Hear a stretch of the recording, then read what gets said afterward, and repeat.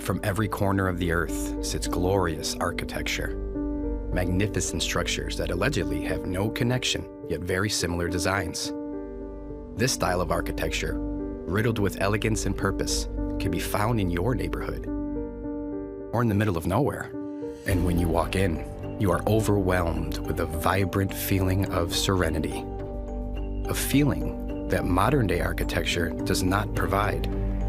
The concept of a timeline that once existed, where structures were created with a completely different purpose. Yet, when we take a look back at who they told us built these structures, considering the timeline and the lack of technology, the story begins to crumble. And that story was taught to us all during a time when we were too young to question it. But when you shine an unbiased light upon the history books, you'll quickly uncover the lies of his story. But even before Rockefeller and his goons started the Board of Education, they already had our ancestors, and anyone who questioned their narrative would soon find themselves an unwilling resident of the original indoctrination camps. And where did they come from? Where did we all come from? If knowledge is truly power, then maintaining such power must rely on the absence of knowledge. Are you aware that every major city in America experienced a great fire? Candle fires that turned stone to dust, leaving behind a crime scene that resembles a war zone. Let's take a giant step back. Perform our own investigations. Question the history that was written by these victors. With a growing nationwide lack of trust for our leaders, it's time to discover the extent of the deceit and where the lie truly began. What's being kept from us is huge. And you're talking earlier about the architecture. I really like to encourage people to do their research in their own communities, because you really do not have to go far to start chipping away at what they've told us and ask yourself a question: is this even possible? Is it possible that X building was built in the 1890s? And they're giving us timelines of like a year. It was built in a year. They want us to believe we didn't have the technology, that we were low tech, and yet we're building all of these amazing structures.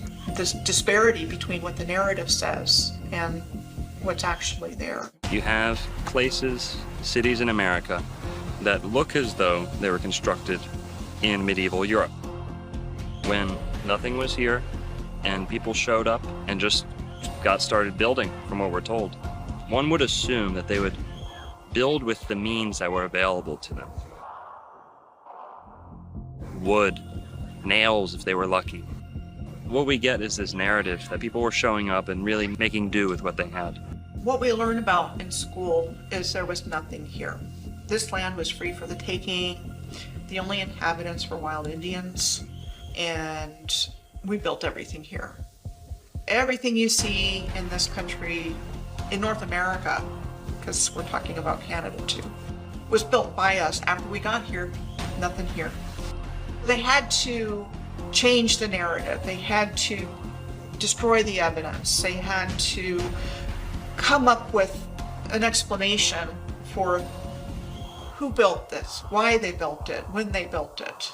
And they had to do that for a lot of buildings. We are told that during the 1800s, the consensus of North America was low, extremely low, too low to justify the infrastructure within the timelines they've provided, too low to have the experience or knowledge on crafting these glorious buildings. They're the most exquisite buildings I've ever seen, and there was only a population of a few thousand people at that time. And then I'm looking and there's mud roads and wooden sidewalks. And then I'm looking at this building that is just, it could be out of Paris or Prague. It's not computing. And so I'm realizing there again, there's a whole bunch of stories that have to be dug into, rethought, reconsidered, and in some cases completely discarded. We no longer build like that. How does that happen in a realistic timeline? Wouldn't you be progressing year after year to have incredible buildings? Today, we would be building massive pyramids, massive courthouses that last forever. Instead, We have the complete opposite. And they're very cheap. The tools have upgraded supposedly, yet our construction has gotten worse. It's completely backwards. There's evidence of a worldwide culture that existed in the not too distant past, and the evidence is everywhere. It's an interesting thing because, like, I've spent a lot of my life looking into ancient history and traveling around the world searching into the past, and it isn't until recently that I realised that it's actually, I don't have to travel to Egypt or anywhere. It's all right there in Sydney and in London and in San Francisco, and it's all around the world. And once you see it, you can't unsee it. All you got to do is look at the civilization you're living in with the right type of eyes, and you're sort of looking around your city and you're going, well, hang on, what's this building doing here? And why is there a building just like that in the Philippines? Why is there one in Japan? Apparently Japan's borders were closed, weren't they? Why are we finding what we're told is Greco-Roman style architecture in every country on earth? Was it really Greco-Roman style, or is it evidence of a culture that existed, a worldwide culture that existed right around the world in the not too distant past? If I took a picture of this building behind me and asked any of these people, where do they think this building is in the world, I guarantee you most of them would say Rome or Europe somewhere. But no, it's right here in San Francisco. We have buildings like this all over the country, and they want us to believe that they were built in the early 1900s or the late 1800s with horse and buggy. And there's just no way that's true. These buildings were built by the prior civilization, master builders, the old world order. This is the architecture I'm talking about. You'll find this anywhere in New Zealand, Australia, Hong Kong, North America, South America, all over Europe. It doesn't matter where you are, this architecture is replicated. The weird thing is, they akin it to being all built around the 1870s to 1900 mark. So all of the world just shit out of nowhere at the same time. There was nothing before it. Does it make any sense? I don't think antiquity is a long time ago. I think this civilization went just before us. You know, the Edwardians are supposed to be around the time of the First World War. So within grandparents' living memory, yet we know nothing about them. It's the control mechanism that covers it up with the education system. They got the news, they got the narrative, they got, you know, the mainstream to tell you how things are, but the reality is completely different. History goes to the victors, okay? Somebody invaded this place and took over, beautiful, through jealousy, using trade routes, using the sea, and they took over this place. They covered all of this fine architecture with their iconography. So there's literally been a cover-up of history in more than one way. If you look at Capitol buildings all over the earth, they look the same. They do. They've got columns, they've got domes. It was not random. And every story we're told in our historical narrative about how a place got started was some guy was the first settler there, bought some land, subdivided it, sold it, and pretty soon you have a city. But the whole narrative is based, especially in North America, that there wasn't anything there, and we built it all. You could look at it, the whole building was a work of art. So there was obviously some pride that went behind that. It wasn't just about making money and throwing shit up as fast as you could. It was about building with a purpose, and that there was symbolism behind these things. They built them to last. They built them with a certain level of artistry and attention to detail and customization. You see, now you'll go through a neighborhood and every home looks the same. This neighborhood, perfect example. But everything had its own identity, and it was steeped in customization and ornate attention to detail. We don't get that now. You don't get that now. Even when you look at the beauty of the buildings from that Tartarian era, if people were actually paying for labour, and you had to get carpenters in there, no, you'd never build buildings like that if you were working by an hourly rate. You'd just be getting it functional. People used to build that stuff because they love to build, because beauty is actually a function. Beauty is actually a function of a creation. When you're living in a world of beauty, your soul is expands and it's expansive. You can create. You can become all that you can be. And if you can become all that you can be, you sure as hell don't need rulers. So that's why they don't want you to know about any of this sort of stuff. Now, I know we're at the pinnacle of our civilization now. This is the best it gets. The best we've ever done. Look at the quality of these walls. Fuck that Gothic shit. Look at this. You know? I mean, yeah. When I was like 8 years old, I started researching the pyramids and stuff because no one knew how they were built, you know? So I started looking into ancient history. And as I said, I'd spent most of my life traveling around the world looking at all these ancient sites, and then suddenly you see this civilization that's right there under your nose. It's been there the whole time in all of our Western cities. They covered everything up. It wasn't just inserting the Dark Ages, they changed everything. So when we start even trying to piece it together through the history that they've given us, how do we know any of these places are even the names that we're told they are? How do we know any of these things? How do we know any of the history is true? Because it's not they just put it all together and just shuffle the deck and throw it out to a bunch of countries and name them whatever they want. So it's become extraordinarily difficult to try to trace it through any mainstream history records. All we've got to really go on is the architecture itself. It wasn't thousands of years ago, it was just hundreds of years ago. Even if you go down to South America and look at some of the temples down there, the edges on them, the beveling on them, this is only a few hundred years old. This is not old ancient structures. These are new walls. I've gone there and looked at them myself. You know, nothing is what they tell us. You know, everything is a lie. It's just how big the lie is. You know, and the bigger the lie is, the easier it is for people to believe it. There's a lot of architecture in the world today on every continent of buildings that are much, much larger than you would think people of our height would build. And so I gave the example of the Supreme Court building in Washington, D.C. as being one of those buildings. The Basilica, the National Shrine at Catholic University in Washington is another example. A huge, huge building. Look at the Texas state capitol. It's incredible. You've got these pillars around the whole area. It's kind of the same thing as the Vatican. I do wonder about Iolani Palace. How old is it? And one thing to look at is it took them 2 years, from 1880 to 1882. How did they build that beautiful, beautiful building? Was that building here longer? Was it here before Captain Cook? There's no construction pictures and there's none of that stuff. So no power tools, horse and buggy. How is that even possible? When you have St. John's Cathedral in New York City, that's not a style of cathedral. That's the real McCoy. Could you imagine that being built today? I think that everybody would go crazy. They have no legitimacy whatsoever, except to trick us and convince us that they do.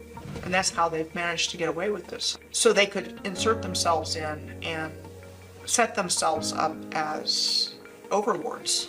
Stone building is not just something you can pick up and teach a convict in a matter of weeks, like we're told about Americas and Australia. Truly, that's how we're told these countries were built. Just extremely sophisticated and technical engineering involved. And you know, there's so many questions that come to mind. How'd they do it? If they were our size, how could they even accomplish this with the technology we were told we had at the time?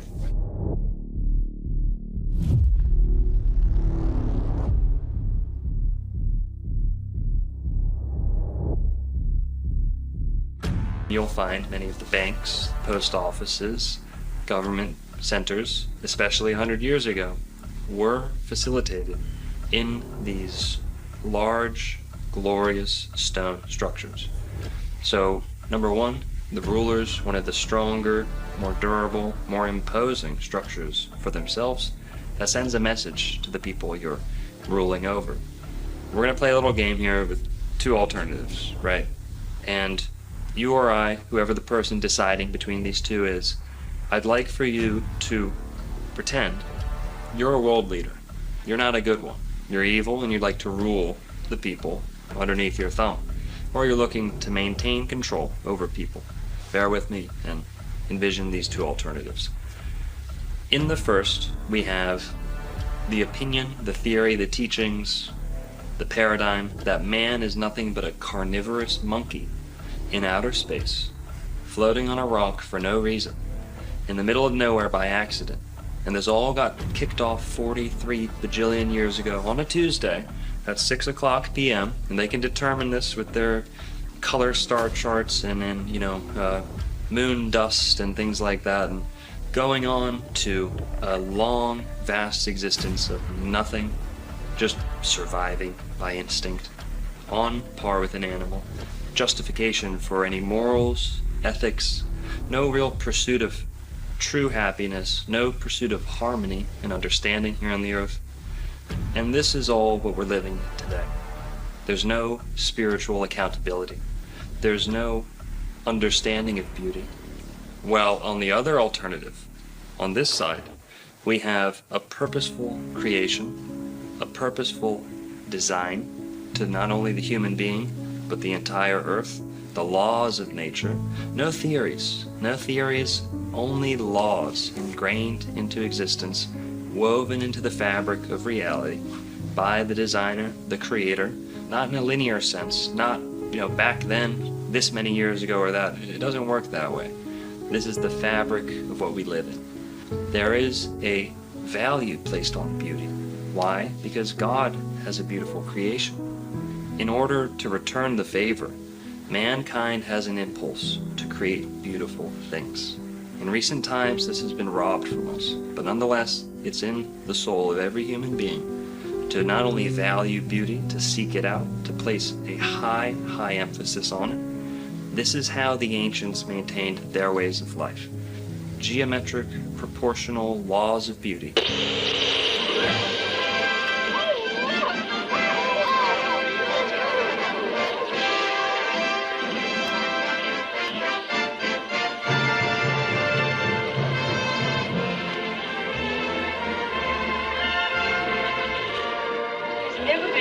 Like it in the whole world. It's right in our own hometown. Grandpa, they'll never tear it down, will they? Well, they'd better not. Well, they didn't tear all of them down. Not that they put them up in the first place. The World's Fairs showcase many of our ancient structures in their grandest form. Yet, we are sold the story that these are alleged temporary buildings, all being built in record-breaking time for the purpose of a worldly gathering, a gathering to showcase new technology, or perhaps just taking credit for the old. With so many lights on display, one would only assume that power plants and electrical resources such as wiring and even electricians were widely available. However, during this time period, that wasn't the case at all. Therefore, how were these vast areas in the late 1800s able to light the evening sky, like a modern-day theme park? Or was there a different method for harvesting energy? Now ask yourself, what part of these magnificent buildings look temporary? What part of these buildings look rushed? And most importantly, what part of these buildings look new? Or you can just believe these guys. With these World's Fairs, it was all brand new. This is what they tell us. It was meant to be temporary, so they used plaster of Paris and wood and all these other structures. And if you look at the pictures, that's not what you see. You see these massive masonry structures that look like what you see in Europe. They have these in places like Chicago, Omaha, Portland, Seattle, Guatemala. They had them in Tasmania, Georgia, Louisiana, Ohio, Canada. Each one of these fairs, each one was built in 2 years or less. Each one was magically populated by millions of people that came from all over the realm to participate in this event. They started with the Crystal Palace exposition in 1851. So what they tell us in 9 months, from the moment they conceived of it to when it was built, it was 9 months of getting it all together in this gigantic plate glass structure with fountains and trains and all the bells and whistles. Now, supposedly, they moved that entire structure to a different location in London in 1854, and that in the 1930s, that burned down. So you show pictures of this Crystal Palace structure, which is massive, and all the things that are there. Up, we have to move that, no problem. Oops, it burned down, which is typically what happened to a lot of these World's Fair structures.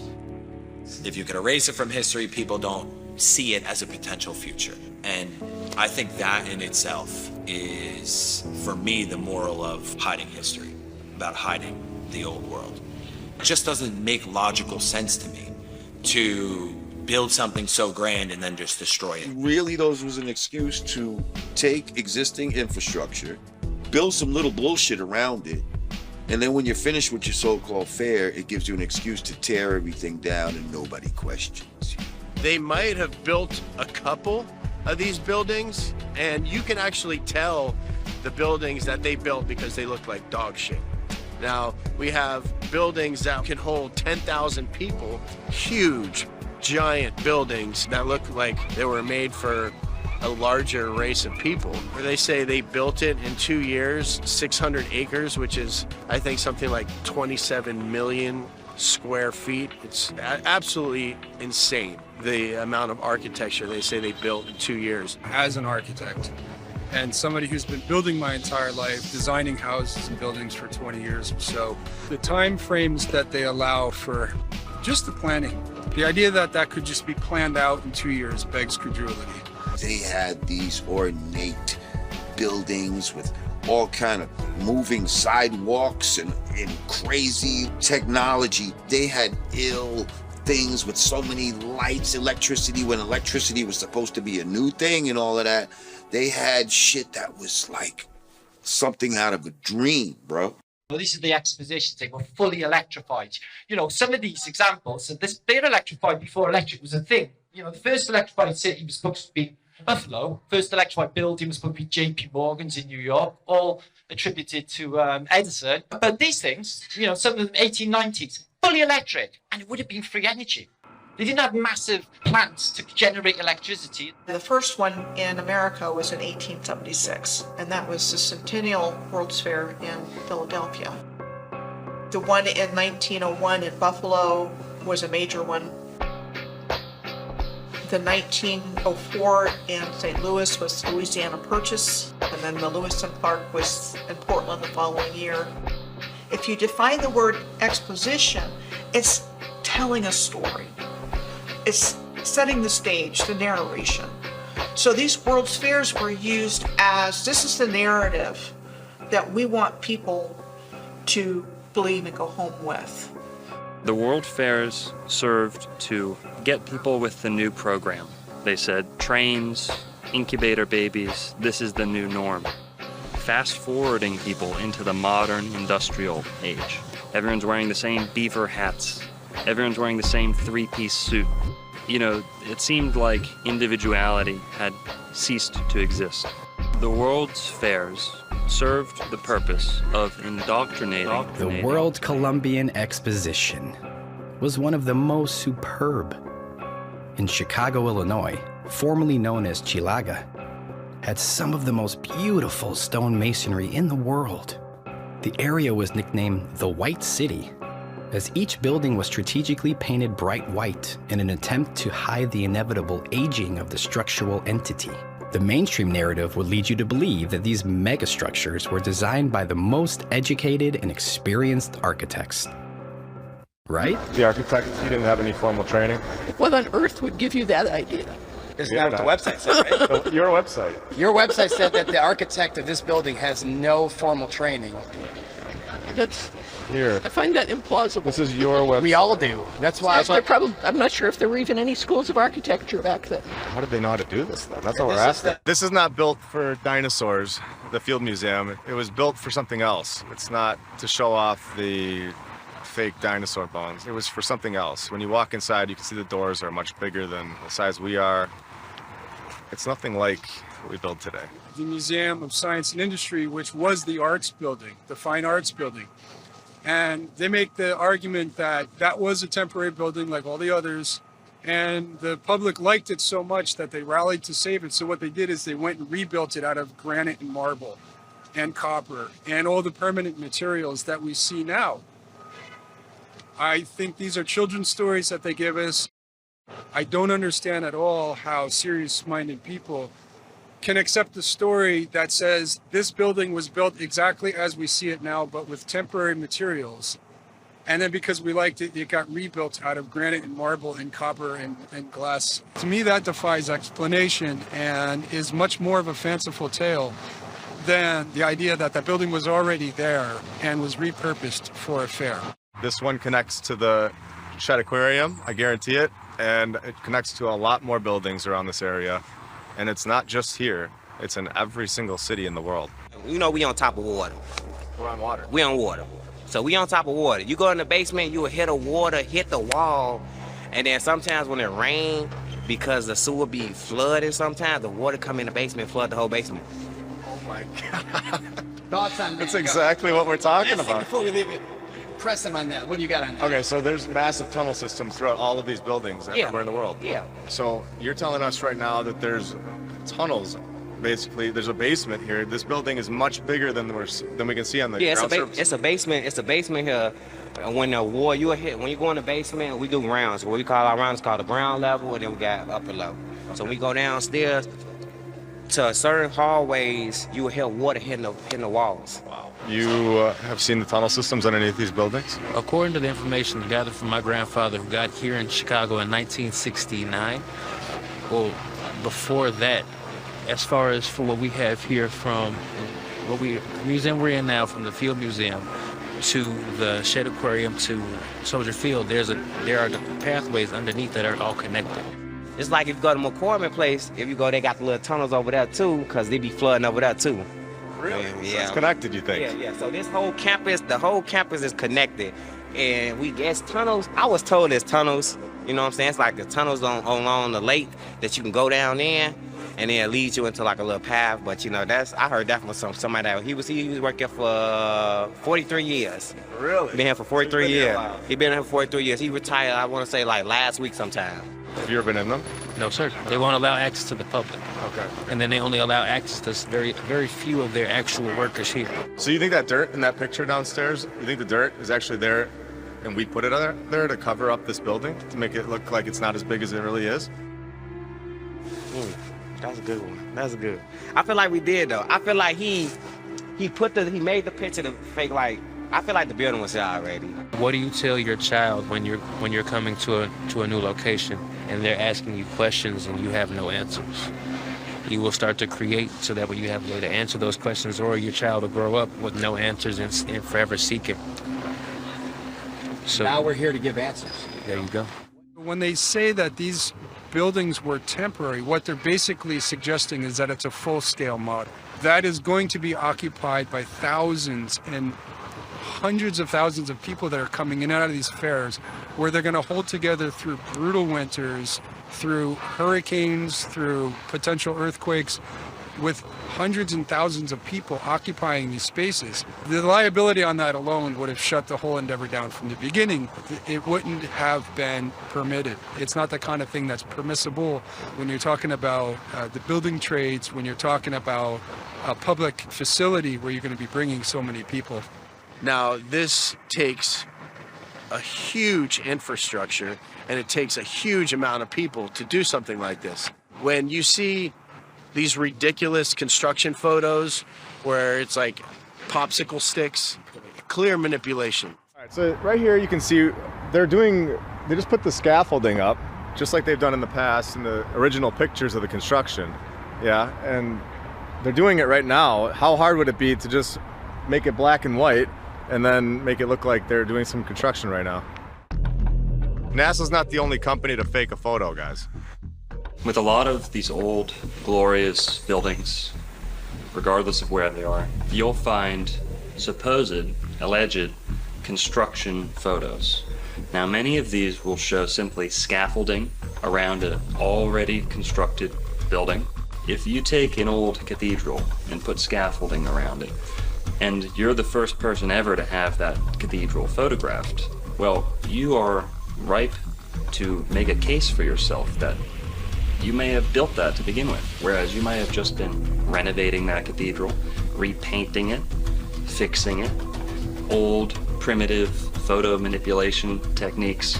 Wooden sidewalks and mud roads, you have to be able to bring all the stone and brick and glass and copper and all the component parts. You have to be able to bring that to the site. And so just the roads alone, like you can scratch and sniff any aspect of this and the story starts to crumble. But if you're printing these in books or you're presenting them like on maybe a TV documentary, let's say, and it's just an image that's going to come and go, and 99.9% right, of people looking at them are not even going to scratch their head. They're going to just say, well, there it is. There's the construction photo, and I don't need anything else, because why would I question that? That's absurd. Also, you'll find good old-fashioned cut and pasted, someone with an X-Acto knife out in a early primitive dark room slapping together photos that actually don't belong together to begin with. This technology of its day was a sure way to make multiple images and combine them into one. There was no way the rewriters wouldn't need this for faking construction pictures. And no, it's not Photoshop, but the layering process is very similar. Victorian photography manipulation, using pencil markings and scraping techniques to draw, erase, and touch up any image desired. The easiest way to achieve your goals is to have a white background that you can remove later in the darkroom. Not uncommon for others to create trick photography and show off their masking and etching skills. For back then, this was the cutting edge of the start of this fraudulent society they've built.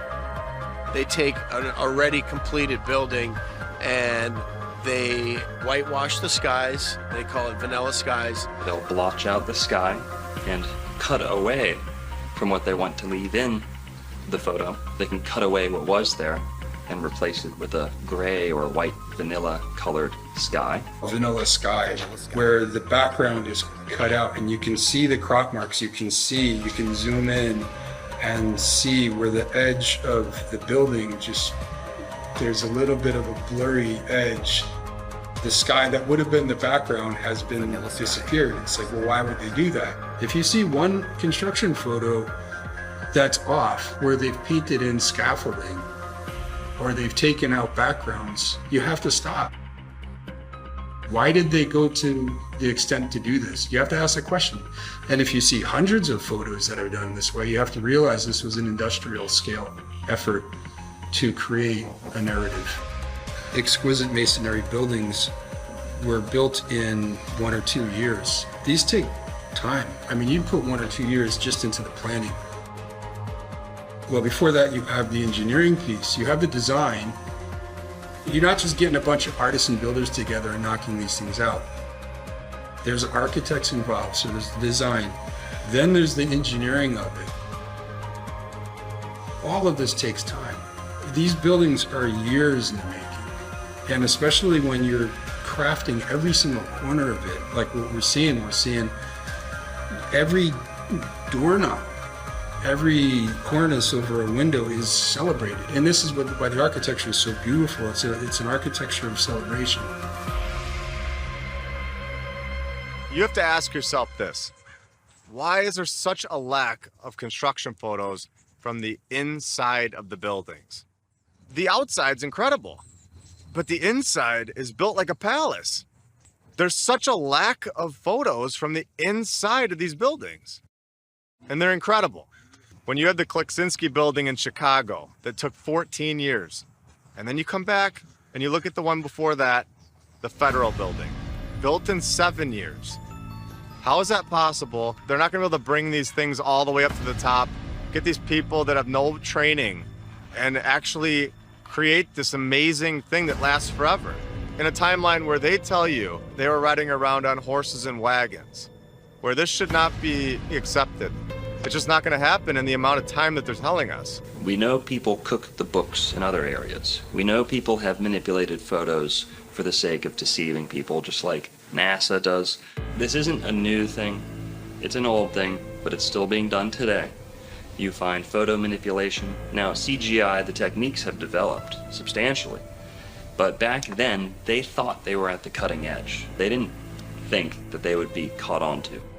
Or maybe they didn't care. Like, by the time they figure this shit out, who cares? We'll be long gone, and who cares? They have their stories. everything has something to explain it within the last 100 to 200 years. I even called the Illinois State Archives building, and they didn't have information on their own courthouse that's located within 1 mile of itself.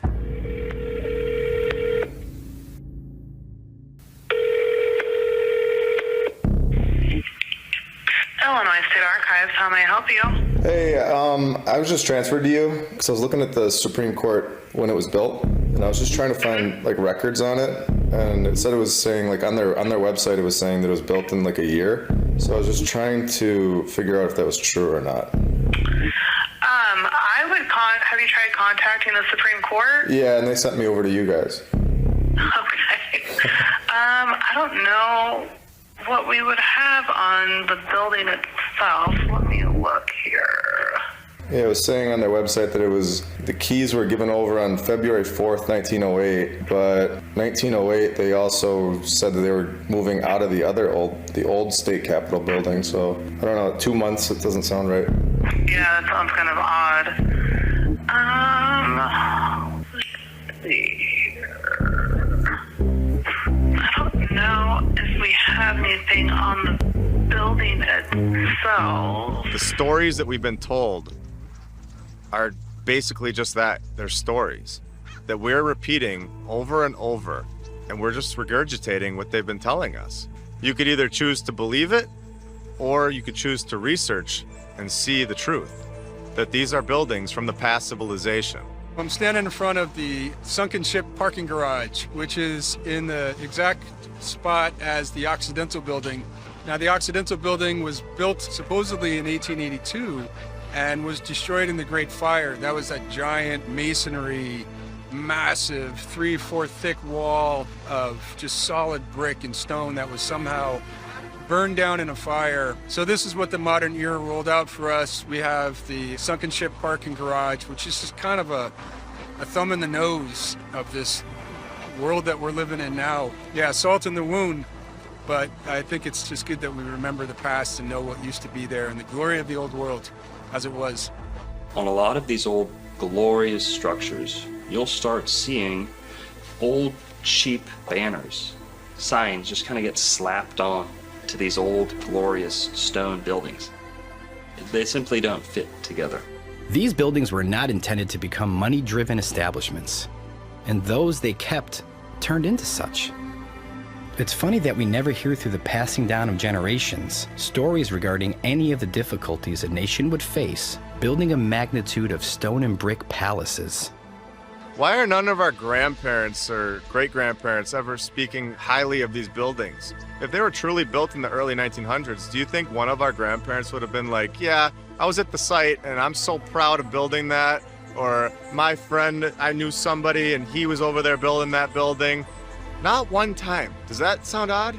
In order to build some of these buildings in a year, you'd have to have hundreds of people, like daily, sleeping there. You'd have to have people with houses located on site because they got their horse and their wagon. Are they traveling home at night? Where are these horses staying during the day when they're building these buildings? And it just, the story doesn't add up. If it was really truly built, like they say, then there would be so much proof. And sorry, but saying that a photo wasn't available or hard to take back then, that's not gonna cut it. You've taken a photo before. Why couldn't you take another one? They transported all these materials from hundreds of miles away, and it got there perfectly. There was never an issue. It just isn't logically possible. As an architect of 20 years, I have a pretty good understanding of how materials react to the elements over time. Modern infrastructure of Seattle is at best 140 years old. There's no room in that narrative for a building to be showing the type of weathering that we're seeing beyond. So just to me, that one building alone is further evidence that this city was here for a long time. To me, it's been there for centuries. I would give this building 300 years. I like to look at a building as telling its own story. I'd like to say that stones don't lie. Stones are always going to tell you the truth. And if you look at it through that lens and you let it tell its own story, then something else emerges entirely. There are blocks, stones used in some of the constructions of places like Machu Picchu, even St. Augustine, Florida, just sitting there, a hewn stone that no amount of men could have dragged. It would have taken something larger, something more technologically assisted. That is, of course, unless we're talking about people of substantial size. In many ancient books all over the world, they speak of giants that existed and alongside what we would call regular-sized people now.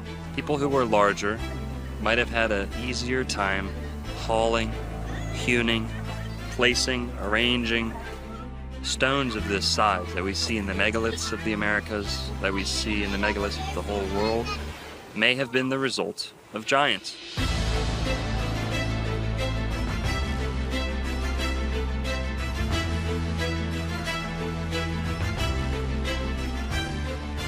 If you're using critical thinking, it just doesn't make any sense as to why build at such a large scale for people our size. That's the weirdest part, is when you have doorways in random buildings that are too big. They're 20 feet high. Why would you build a door frame that's 20 feet high for a population that is so small? Why would a regular-sized human, not just why, but how would a regular-sized human make something so massive? It just boggles the mind. Why do 6-foot men and 5-foot women need that? We don't do that. We build door frames that are proportionate to our size. They're just absolutely huge. Right, there's no sense. No sense whatsoever. Church is exactly the same. They have just massive doors, and just like you go through a little door here to get in there. I noticed when I was in Europe last, they had some doors I took photographs of, and the lock on the door was up here. Yeah, the taller people. You have these door frames that are in stone. You can't take them away. And they're 20 feet in the air or taller. And then you have our door frame that we build inside of the door frame so that we fit through normally. We're much shorter than they were as a civilization. Think about it. You'd have to be a fucking moron to build a door that's 30 or 40 feet high if you're 6 foot tall, and you can't even reach the doorknob.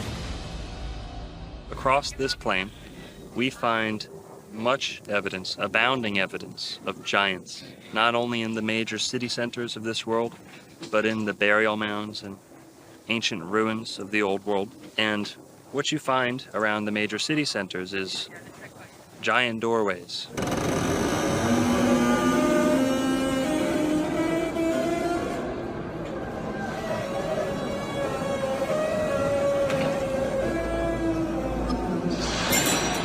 We had giant books. We had giant helmets. We had giant knives, giant samurai swords, giant rifles. We had giant shoes. We had giant crowns.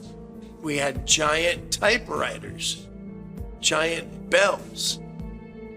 Giant this and that, things that don't seem suited for the average sized person, even on the taller side. It just doesn't make sense. And to think that large communities of people got together and built structures that were excessive, costly to begin with, but then you're adding the factor that they're building for a greater size than they need. It's not very cost efficient. It's not in line with what we're told about frontier America. So even just compared to me, right, in terms of a hip placement, my knee is up here and I'm 5'11".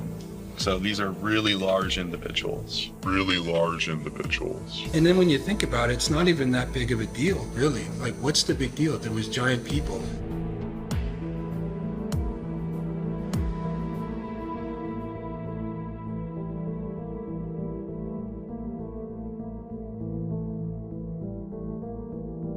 I mean, I've seen some of the unearthings of skeletons of giants and all this type of shit. Like, and what's so funny is, you know, people will dismiss giants even though there's a myriad of evidence to, at the very least, suggest that they existed, right? But there's nothing that would even suggest that dinosaurs fucking existed. And y'all motherfuckers believe in them, okay? If you were to find giant bones like that. Oh, give me that. That's yeah. That's the femur of a velociraptor. Get the fuck out of here. This is bullshit. The Smithsonian Institute has the bones. They've found this at Cahokia. And there are articles saying that they took these bones from St. Louis area and put them in the Smithsonian Institute. They're not telling us that they have them, when really we know they're either in the basement or they destroyed them or threw them away. There's so many news articles from the 1800s and the early 1900s of them destroying or disposing of these bones into the ocean. They had to cover it up. There's no room for giants in their new world, and they have to lie to us about it. They had to write the storybooks telling us that we came from monkeys. I think everything was bigger. I think everything was much bigger. I think there was more oxygen in the air. The trees were much bigger. The places were much bigger. They were better. They had all the technology. These people may have left or may have been killed off. My opinion is that they went for more land. I don't think they're allowed to be here. I think this is all an operation to repopulate this place and to be controlled by the leaders, so-called leaders. If you go back to the biblical scriptures, when the Nephilim came about from the fallen angels breeding with the daughters of men, they bore giants. It's in black and white, it tells you. Yeah. There's plenty of evidence physically. We had a race of giants. We are not that race. We are a different race. Yeah. We are a different set of people. I think we were cohabiting. I think they were doing the same time. Most of them play basketball. Yeah, man. Well, that's it. They're in the kind of Globetrotters undercover, aren't they? Talk of the Nephilim going into, having sex with regular people and creating some sort of mutants and all of this type of shit. Training Shaq's grandpa. Yeah. You're right. Big ass tall. Yao Ming's grandpa. We see a lot of tall people in the NBA and all of that. Is this a remnant in the DNA? It's a fact that there were giants. It's not a conspiracy theory. I mean, we have proof of this. What makes more sense? You have a civilization that's short and tiny and riding around on donkeys, or you've got a tall, very strong population that's smart and capable and have experience that are building these cathedrals and basilicas. The places that are built are massive. It's proportionate to their size. You find skeleton after skeleton exhumed from the mounds of America, from the mounds of Florida, South America. Go over to Mesopotamia and you'll find the same thing. Giant people buried under the ground. And these were whole races. These were not, one guy who gets gigantism by accident. There's still giant skeletons, giant skulls that are being uncovered randomly, and the push is really to completely discount that and say, nope, not true. But the 19th century is full of the findings of giant bones. Didn't happen a long time ago. This happened recently. Human history is framed as to convince the average Joe that all of the luxuries, the benefits, the technological advances in their life, all of those things are the mere fruits of the industrial age and an industrial way of life, and the banking systems that followed, the methods of travel that became cemented after the industrial age. In the 1800s, all of the world's inventions just shit out of nowhere. Okay, so you got literally everything from the Underground Railway to the railways, the transport system, modern shipping, the modern trades, banking, the whole thing, everything just arrives, around maybe the 1850 mark, when records started, coincidentally, because all of our birth records were never official until 1850. Before then, they were in church parishes and they were highly controlled, as is the information in the church. So nobody can really look that far back into the past to find out their ancestry. We are convinced that to be human today is a result of ingenuity in the industrial age. This is not true.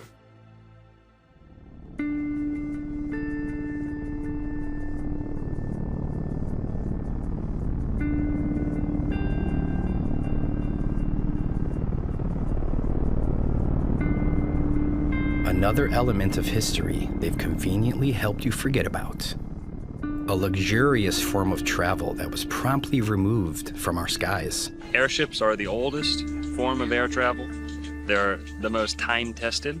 Now, they've been taken out of circulation. A lot of people have the false misconception that if you were traveling on an airship, you would be confined to the little cabins that were suspended from the bottom. You know, like the pilot's cockpit. You'd probably feel a little iffy about those coming down, being on the bottom of the ship. It's coming down, you look like you're gonna get smushed. Well, that big blimp is not just a balloon.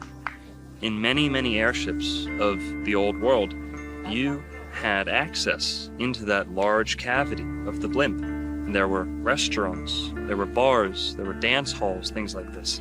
This is all a matter of fact. Why would they build such a big thing and not put anything inside?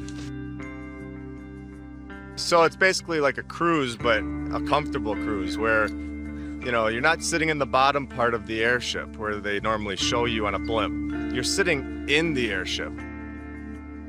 It's a beautiful place. A beautiful, easy, graceful method of travel, flush down the drains. They're actually safer than airplanes. And what we had was a mass media event in the form of the Hindenburg, which actually scared most of the world's population away from ever getting in an airship again.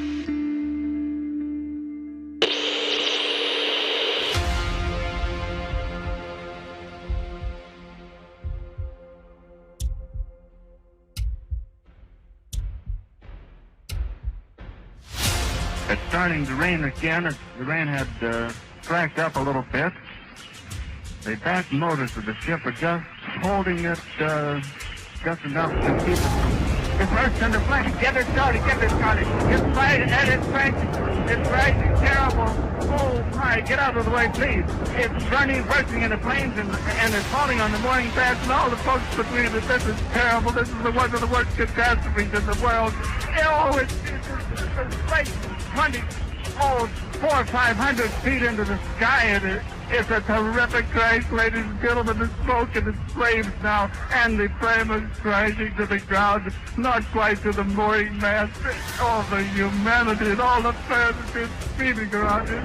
I told you, I can't talk to people. There's friends around there. I can't talk, ladies and gentlemen. Honest, it's just laying down massive smoking wreckage. And everybody can't hardly breathe and talk and screaming. Lady, I'm sorry. I can hardly breathe. I'm going to step inside while I cannot see it. Darling, that's terrible. Listen, folks, I'm going to have to stop for a minute because I've lost the voice. This is the worst thing I've ever witnessed. Oh no, can't do this. They're dangerous.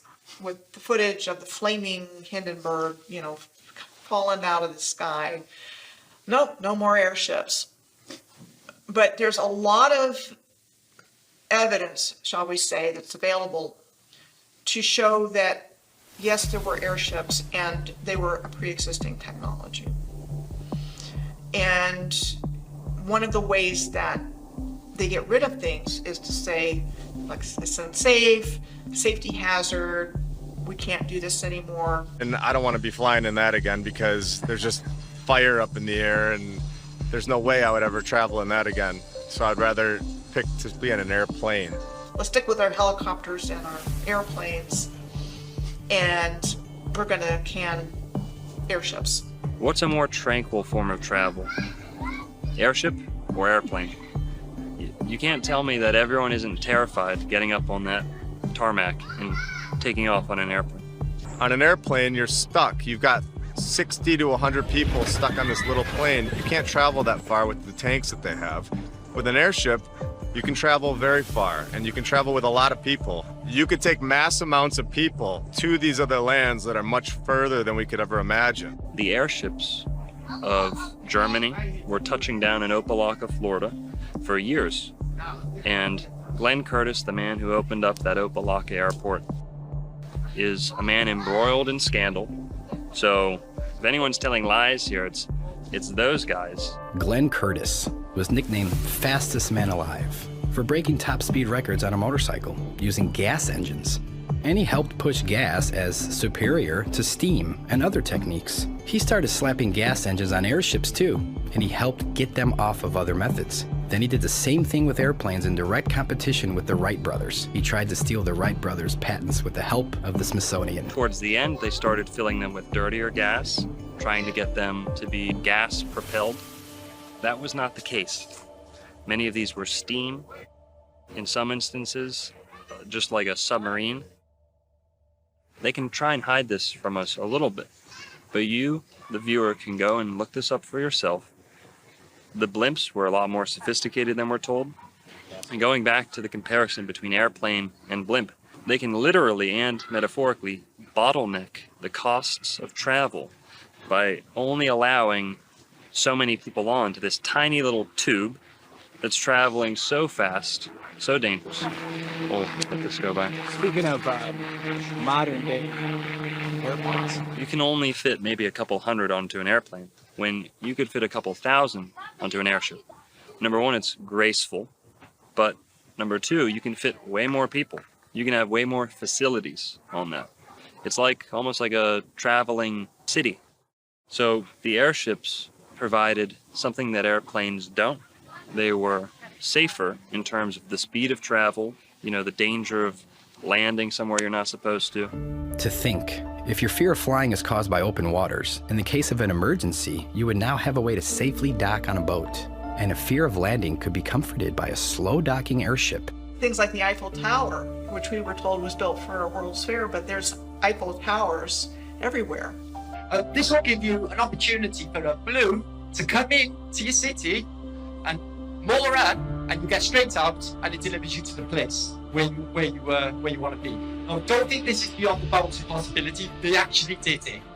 Hindenburg used to couple up to the top of the Empire State Building. The doorway would come out, gantry would come out, and everyone would climb out of the Zeppelin into the Empire State Building. And they've done it in LA, in Chicago. These balloons were the transport of the day. Believe it or not, it was not uncommon for people to fly their airships straight into downtown New York City and to dock those airships in the steeples, in the finials, the towers, the spires of places like New York City, Chicago, major cities in Germany, England, you name it. Airships were docking. They would offload people into the tippy tops of buildings. I think that there was more than just airships. I think that the technology goes further than that. I think that these things were much more powerful, and I think that they went further than we can ever imagine, to lands that we're not told about. Behind the scenes, they are still making these, but we wouldn't have access for making our own. if you wanted to build an airship today, you can't, because NASA owns 99% of the helium. The tech back then was possibly even more than what we have now. There's videos in the 1930s, 1940s of hoverboards and portable scooters that ran off of electricity. They used to have self-parking cars. Right when photography was invented, you have these electric trolleys running wireless around cities. 20 years later, they'd all be breaking down, then went on to wires, then went on to the slower Edison electric grid. And remember that they have much, much more than what they're giving us.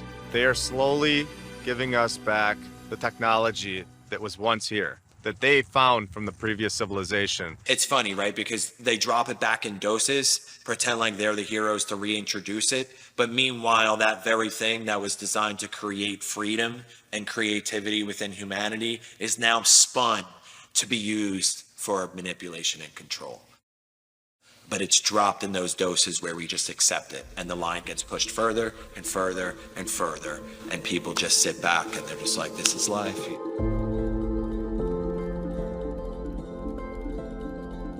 Wireless energy, powered by the ether, existed way before big oil. We all know how dirty the oil companies are, but to think about the things we could have if they never existed. An oil refining process was invented in 1854 by somebody in Pittsburgh. By 1870, John Rockefeller and Henry Flagler established the Standard Oil Company. And so it was like they needed to get a replacement energy source as quickly as possible. And they got it from this mining of resources. Back in the 1800s, mainstream academia had 18 additional elements on the periodic table of elements.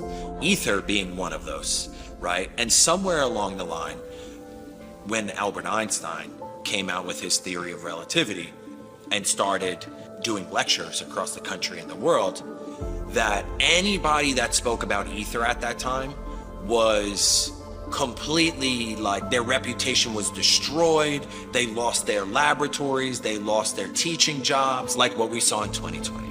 A lot of times they'll leave the breadcrumbs. A lot of times the truth is in plain sight. So with that, Benjamin Franklin sending up the key on the kite, that's essentially you, the average American, sending up their drone with a copper wire and harvesting electricity straight from the ether. I think that the ancients understood very well that the ether is real and that there's ways of channeling atmospheric energy, earth energy, and I think that they built their buildings with this in mind.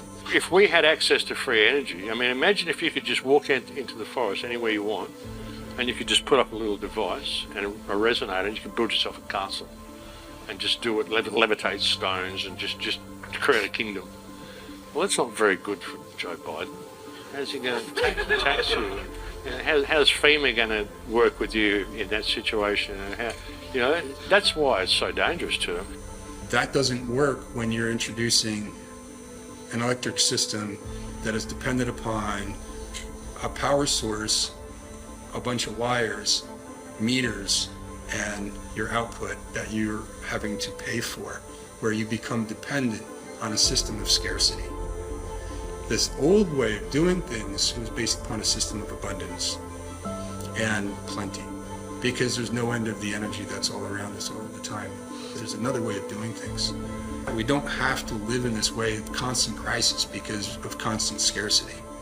We can break through it, and I think that we're on the verge of rediscovering this knowledge at a very curious time where the old system is actually falling apart. Everyone knew there was an ether. Most buildings were constructed in that manner until they came in and started destroying things and indoctrinating us. You go through and you start finding these correlations, you start finding how the free energy worked, what the power stations were, how all these places have got these certain buildings and fountains and certain copper top roofings and all the stuff for landing sites, for flying machines, and you start to see that all of this stuff is way too similar all around the world for there have not to been a single culture.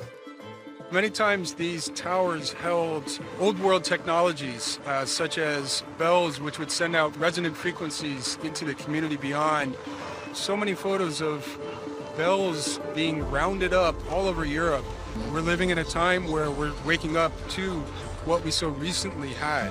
The pipe organ is a healing machine. That's why it was integral to the construction of ancient Gothic cathedrals. The organ was the centerpiece of the church, of the cathedral. Now, around the building, up, down, around, beneath, you had pipes and essentially speakers blasting this music into the cathedral. They placed these beautiful organs under these stained glass windows, which are treated with lead and specific properties. And these, they work like car speakers. They augment the resonance and the sound out into the ether outside. So everyone outside in the community is invigorated, is on a higher state of consciousness, literally being the best they can. And you can see it in the pictures of these people in the day. Everyone is healthy. Anyone who's been around for a full volume, live, authentic pipe organ performance will tell you your bones rattle, your organs start to respond. your hairs on the back of your neck stand up. Walk into a well-made stone cathedral. Hear the pipe organ. Sit there and saturate in the healing frequencies yourself. Cathedrals are something beyond just a center for worship. They are healing machines. And the pipe organ of the cathedral is just one tiny little finger of this whole realm that we're talking about. You've got star forts, which I call a gateway topic because the same structure exists all over the earth, have been given to us as fortifications that were built for these different wars, which made them military targets. And so they have an excuse for why it was built in whatever location. And then they have an excuse for why it was destroyed. So in school, we learn about one fire. We learn about the Chicago Great Fire. In the case of the Great Chicago Fire, there was a lot of fanfare over Mrs. O'Leary's cow kicking over the lantern. The legend is that Mrs. O'Leary's cow in a barn kicked over a lantern and that caused the entire fire. And poor Mrs. O'Leary and her family had their lives ruined because of this. We only learn about Chicago. And I remember going to summer camp and we're sitting around the campfire and it's one dark night when we were all in bed. Bum, bum, bum. Old Miss O'Leary took a lantern to her shed, and when the cow kicked it over, she turned around and said, "There'll be a hot time in the old town tonight. Fire, fire, fire." And we would yell fire louder and louder with each verse. And we do this like 10 times to where it was echoing back to us across the lake. And now when I think about it, it's like how many kids growing up in America were singing this song about this stupid story. What I realize is that it's like an incantation and it's spell casting. Where did this song come from? It's a story that they wanted the population to come to embrace and believe as part of the founding mythos of the country and who we are as a people. Well, lo and behold, as an architect with the keen interest in history, I come to find out only within the last few years that there were fires in every major city. And then I come to find out that it's not just wooden shanty town built out of matchsticks. We're looking at city after city after city with photographic evidence showing masonry buildings of the most exquisite type. Philadelphia, New York, Boston. You come down to Florida, Jacksonville, Miami. Every major city at one point was burned to the ground. Believe it or not, these were stone cities. These were megalithic stone cities, ancient metropolises that were burned down as if they were made from wood. Very quickly. Now we can speculate as to what the source of that destruction was, from above, from below, arson, biblical destruction, you name it. Nonetheless, every major city in America, if not Europe and the entire world, saw a great devastation by a fire. You'll see pictures of people walking on the sidewalk like no big deal. I mean, that's subjective, but I mean, that's what it looks like. The pictures are strange. The sequence of events that are supposed to have taken place are strange. So, there's just a lot of clues, if you will, that these weren't random events like somebody wants us to believe. If you look at photos of even the buildings that still exist of the old world, they always give a backstory for why they took them down, but it's just curious why so many towers are missing now. And so Pioneer Square is one of those examples. And this was built in the immediate aftermath of the fire in 1889. Is curious because it appears on a real estate map from before the fire in a fully and intact form.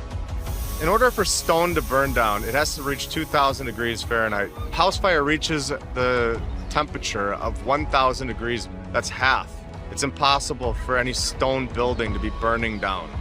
The 1800s and earlier fires may have been fake.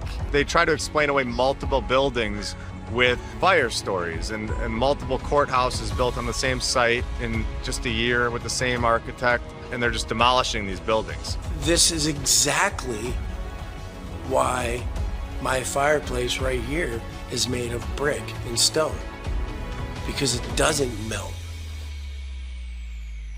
You got to be an idiot to think that these forest fires are going to be melting brick and stone. Use your head, guys. As they are busy dismantling it in the 3D reality that we experience, it was part of a program to dismantle the old world and shock us into an acceptance of basically the new world order. And that's why I wanted to speak to you today about the new world taking shape around us, about the prospects for a new world order now within our reach. It's the new order, Babylon banging down your door. The war pigs hungry for war. We rally the troops and red sword, once and for all. It's the new order, Babylon begging for your souls. They coming and they want control. Yeah, they coming. We burn their system to the floor, once and for all. Listen, it's time to wake the fuck up.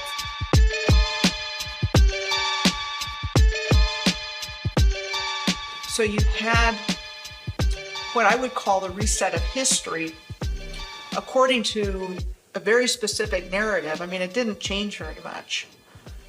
And using the media like they do today to publish it, print it, this is what happened, these are all the details, these are all the people involved, we got it down on record. So again, they're saying, okay, everything was built out of wood, like a Hollywood movie set.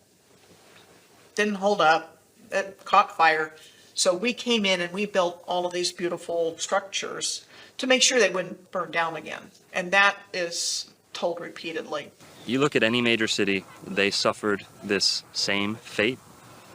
And I don't think it's a simple matter of, oh, they were just so stupid. They didn't know. They put candles all over the place and let their cities keep setting on fire. The stone courthouses, the stone banks, into smithereens.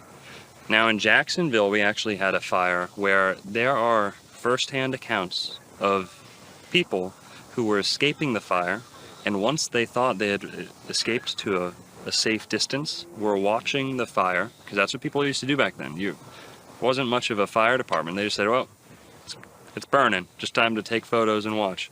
And what they actually did was they were sitting up on a hill watching Jacksonville burn. They said that things on their persons started spontaneously combusting. Pocket watches, buttons, things that were made of certain materials were combusting. This was happening back in the late 1800s, early 1900s. Cities would spontaneously combust with no sufficient cause, no suitable explanation. But they're in a covered carriage. What happens? Materials on their body are still spontaneously combusting, out of nowhere, sparking into flames. Now, how could that be the case if this is a local fire spreading to anything that it touches? These people were hundreds of yards away, if not more, from the fire. There weren't embers falling on them that they couldn't see, because like I said, they were already in the cab. So this is just one instance in Florida, and you can go look up your own city, the closest major city to you, and you'll find this same fate. You look at destruction from World War I, World War II, it looks exactly the same. So these weapons have been around for a long time. The biggest factor to 9/11 was the erasure of evidence. Erasing the evidence of the wrongdoings of the government, the financial institutions, you name it. You had evidence being destroyed. What do they call it? Jewish lightning? For lack of a better word, insurance fraud, destruction of evidence. Those two typically go hand in hand when we're talking about buildings falling down out of thin air.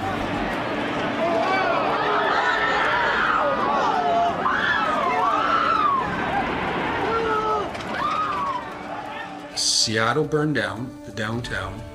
2 months later, Ellensburg, which was at that time a major city in central Washington Territory, burned down. 2 months after that, Spokane, which was another major city on the eastern flank of the territory, burned down. And when I discovered that, I just went, hold on a second. Like, there's something else entirely going on in the backstory It's like they want to get rid of these beautiful structures. And some are still in use, but the ones that are inconvenient to the narrative, they just want gone. And there's also probably a component of the energy grid in all of this as well, because they keep what they can use, they keep what benefits them, and at some point they determine, okay, we don't need that anymore, for whatever the reason. Part of the story of the fires is that the fire chief wasn't in town at the time. He was away on some conference. And so the command structure was broken, so the mayor at the time in Seattle was the one that was calling shots. And he was making decisions that they should go in and make what they call fire breaks between buildings, meaning actually bringing dynamite into buildings and blowing them up. And that's acknowledged. And that's acknowledged in Boston, the Boston fire, in city after city, what's called a tactic to contain fires. And then they often say, well, look back in retrospect, maybe it wasn't the best idea. Well, what was causing these fires and what was causing this type of damage in the first place needs to be examined. So when you have a broken command structure and somebody else is calling the shots, that's really curious to me, because that's the same thing that happened in Lahaina. The wildfires that swept through Maui are the deadliest in U.S. history in more than a century. On social media, people are speculating about what could have caused the fires. One trending theory is that the fires started due to an attack from a directed energy weapon. They're weapons like lasers that use energy fired at the speed of light to damage or destroy targets. According to the U.S. Government Accountability Office, many countries, including the U.S., are researching their use. Yep, they flipped the police chief Pelletier, who was from the Vegas shooting. They made 10 emergency declarations all about Uncle Billy's and all about Banyan Drive and all this stuff.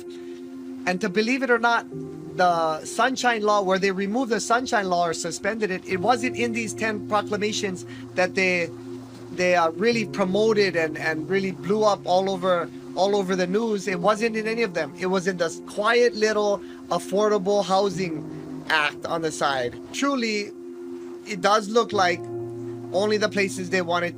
Safeway didn't get hit. The gas stations didn't get hit. They knew what was going to go where.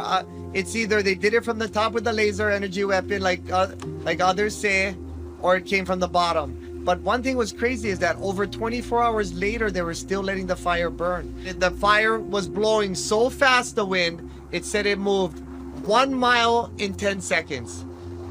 I would think in my head could move 1 mile in 10 seconds. You know, some kind of boom one time, the whole place. With the fires from Maui, I mean, I've got these rows of cars that are just completely burned. Honestly, none of it looks like a fire.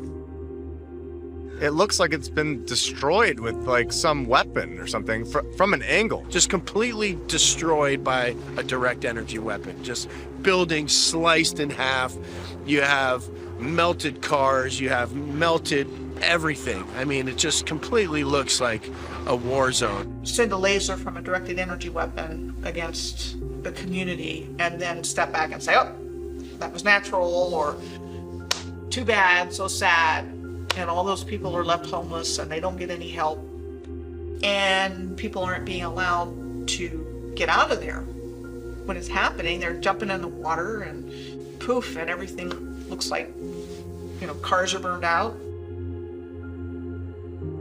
And people are going, whoa, what's going on here? And they're not getting any answers. And the current administration also has the slogan of Build Back Better, which was the excuse given for these other great fires. Well, everything was wood. So look what we did. We built it back with this solid brick. I think what we're seeing now was never supposed to happen this quickly. I think all of these things were supposed to happen without us even being aware of it. I can only think, why else would you want to do that? It gets rid of everything. There's no fingerprints. There's nothing. It's done. There's nobody to talk. They get rid of all the buildings. What stories is there to tell? His story is what they're going to tell. It's what they did tell us. Distorting a timeline, laced with cover-ups and preventing public awareness of our own cities being destroyed. How powerful are these weapons? And when did they truly originate?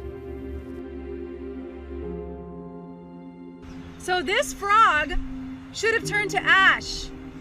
It even has some ashes on the bottom. It's kind of gray. And it got a little bit on the edge of some heat, but it didn't contort it or anything. It's just perfectly symmetrical, petrified. And it seems mostly hollow, but the skin is totally solid and intact. There have been a lot of people that have been talking about the subject of meltology. And my take on that and other things is that's part of it, it's not all of it. And what I believe is that there was a directed energy attack on the Earth's grid system that blew out the grids. And that caused swamps, deserts, it caused land to just shear off and fall into the ocean. And that would have caused melted buildings as well. A really good example on top of my head is a place called Red Rocks State Park in California. It looks melted. And there's other examples as well. So my belief is that there was just some massive surge of energy. So that surge of energy could have been from multiple sources and just went through the grid system and just blew everything out. When they came here, this was a destroyed and ruined landscape. And they even use the word ruins to describe things, but they push things far back in the past, like thousands of years or millions of years. And, that was so far back, we don't know anything about that. The Earth was terraformed by a highly advanced civilization. And so things we think of as mountains, like the Rocky Mountains and hills, are actually buildings.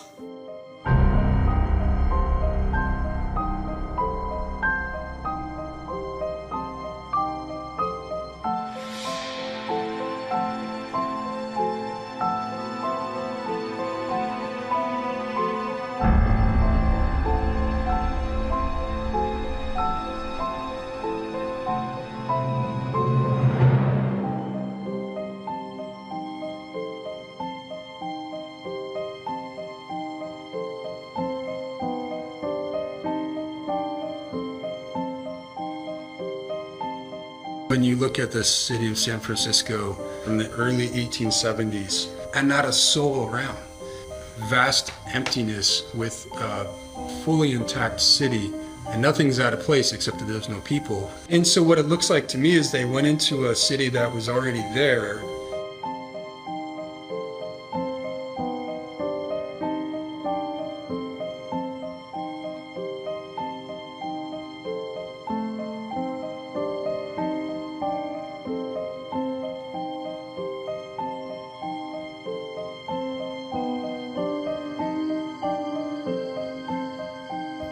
Empty.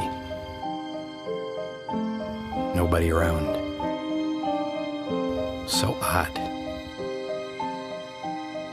Wait, wouldn't the Tower of Jewels be visible somewhere on this map? Remember, from the World's Fair in San Francisco? It shouldn't be, because that was 37 years after this photograph was snapped. Oh, yes, of course. It looks like it's already there.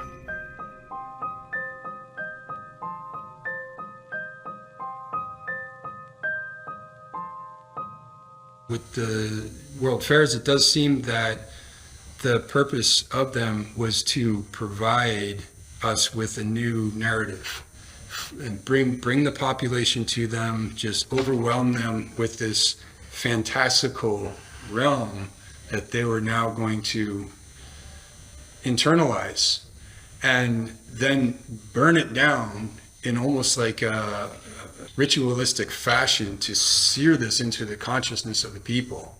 The populating of the Americas was not as authentic, organic as people might have been led to believe. There was a large system of what people have termed orphan trains, incubator baby farms. A lot of these were housed hubbed in World's Fairs. You had incubator babies at the World's Fairs. Buy an Asian baby, buy a Filipino, buy an African baby. I think part of it was repopulation. I think part of it was early child trafficking. Premature children were in these incubators. You see pictures of these, nurses in their uniforms in a room filled with baby incubators, with people paying admission. With our increased awareness today, we've got things like Planned Parenthood and other things going on. There are companies that mail kids. There's a bit on my business where somebody can place an order for a child based on eye color or whatnot, and they get delivered. That's not good. And I think it's the same idea that there's this harvesting of humans going on without our knowledge and awareness, and unspeakable things happening to children that got its start very early on because the same families are behind it. And you would see this mass migration of orphan trains and orphan boats, and you're like, first of all, where are all these fucking orphans coming from? How many orphans were there in the 1800s? Why? So everybody's learning this thing at this young age, and everybody has to go by these new set of structures and new set of rules. They have to learn this new history that everybody isn't really agreeing with, and then anybody that's not agreeing with, they have to go to the insane asylum. There is the orphan asylums for the children and the insane asylums for the adults. Now all of a sudden, John D. Rockefeller comes out with the Board of Education, and all of the children are sent to a public schooling system to learn their new history. What better way to trick a society than to take their children at a young age and teach them exactly what you want them to know? If people just realize that if you don't understand the past, you'll repeat it over and over again. And it prevents people from going to progress in the future. And us as a collective species, we have to get to the nitty-gritty of what really happened, what our true potential now is as a collective civilization. Because we can't rely on those people anymore.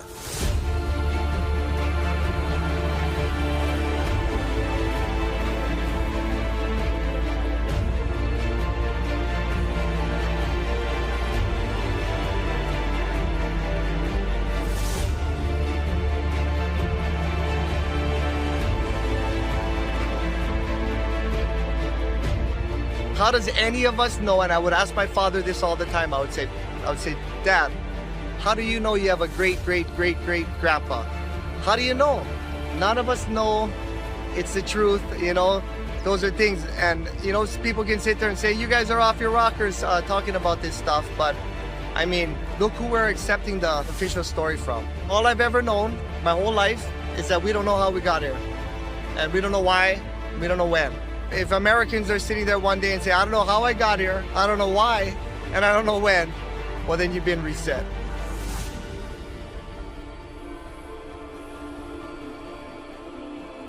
Don't believe what we say. Go out in your own communities and do your own research. There's plenty of buildings that they left for us to examine. Once we can all wake up collectively, then we can come to realize what they have truly done to us.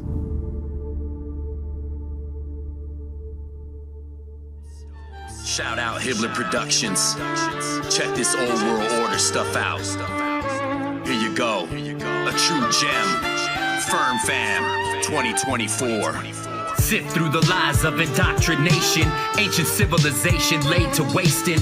More I scratch at the surface, more I'm facing. Hidden no world, advanced not cavemen. Free energy before the lies of the Masons. Flip the script and change the whole situation. American cities found not created.